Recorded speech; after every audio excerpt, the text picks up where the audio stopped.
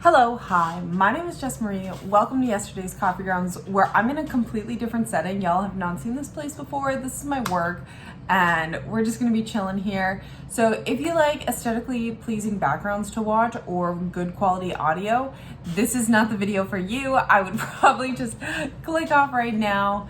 The other day, I posted a video of being worthy of friends, and it's been amazing. Sometimes we plant seeds in our lives and they start to flourish. They start to come up and appear in our lives after we planted them and nurtured them a little bit more. And I made this video on I am worthy of having friends, and I am worthy of having good friends, not just people in my life who it's like, oh my gosh, we drink together or we kind of mindlessly waste time together. We're not doing anything productive or serving one another to live the best possible lives that we could live. Where sometimes I've had a lot of friends in my life who, one, we use each other, not just one-sided. It's both people, whether it's, hey, I don't have money for weed, like I want to get high, and then or we're just doing stuff like theft and things like that aren't good. And it's been a long time. I'm 26 and I haven't made a girlfriend. Like I have a couple of friends, don't get me wrong, but it's taken me quite a few years, 5 years, to have a girlfriend. And I'm very social. When it comes to men, I get along with men a lot easier than I do with women, because women I've had a history not to trust with. And with women, I've always been the third wheel. I've always been the person, okay, there's two best friends, and I've just kind of been like that third.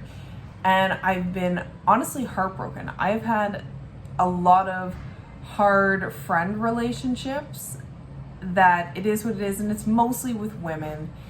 There's one time where me and this one gal, our birthdays were on the same week. We were both turning 19. Strippers were coming to town, and I was like, yeah, let's go. You know, we're 19 years old. And then a gal who I graduated with was coming through the drive-thru at Starbucks. I was working at Starbucks, and I was like, how's it going? And she's like, you know what, a lot of stuff is going on. Like, I feel, honestly lonely. I'm like, girl, thanks for opening up.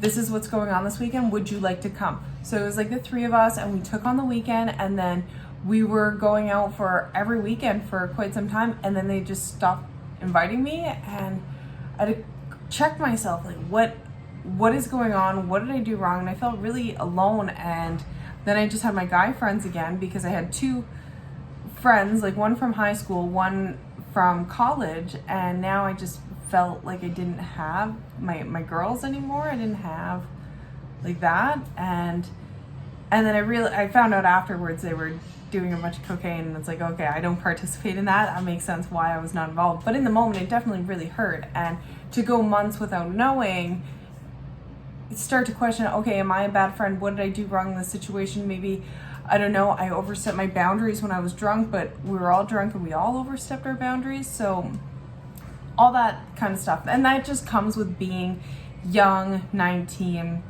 20. And I have had a hard time. And even after where I graduated from, college, high school, I had a really good friend, and cocaine was also another huge problem. I moved in with her after my living arrangements kind of fell through. I moved 3.5 hours to be with her, my best friend ever. And cocaine, once again, was the downfall, where she would leave me at the house, no car, no food, and it's like, it's fine. I survived, obviously, and it's not even, there's a lot worse situations people have been in before, like, it's fine. But just being isolated, I had a lot of time, and I have journal entries from this time, and this is a really dark period in my journal writing of being lonely, of watching, I got huge into Shane Dawson conspiracy videos, and like, I think everyone was, not everyone, sorry, but a lot of people on the internet were going through that phase of Shane Dawson conspiracy videos, because all I had was my phone. And I'm in the era of consumerism. So if there's nothing to consume, there's no food, there's no weed, tobacco, booze, I'm gonna consume content on my phone. And unfortunately, if I could take back that time, now that I'm a mom and I have minimal time to read a book or to draw a picture, I would take that time back in a heartbeat, 100%. And I've had to do a lot of growing myself, because I haven't always been the best friend, and I haven't always been a good support when people need support. Sometimes I I overstep boundaries and I say things when somebody just needs to vent, and I need to recognize when somebody just needs to vent. And I guess since I posted that video, I'm like, you know what? I have a couple really good friends that I have met in the past couple of years.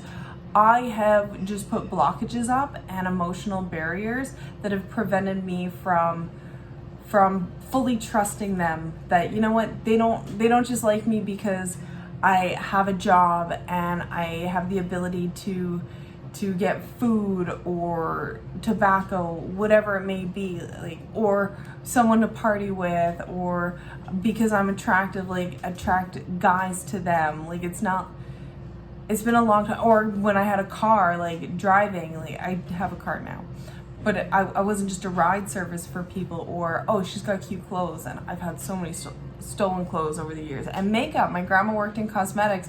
I got a lot of makeup products. I had so much makeup stolen from me. And this is just, this is where it's easier to hang out with men, because it's like, yeah, really, I don't talk to people about dyeing my hair or doing my makeup or anything like that. It is what it is. And I know so many women who relate to that, of mostly having guy friends for this similar reason. But there's something so essential to having somebody with similar hormones on a cycle similar to me. To tell my guy friends about hormonal cycles, they don't care. I am a nerd about this stuff, and I love just knowing hormonal cycles, different like progesterone and estrogen when they come in, and when to exercise and how to exercise when you're going through your cycle. It's just, there's so much information, and what women are so much different than men, biologically speaking. Yes, we are different.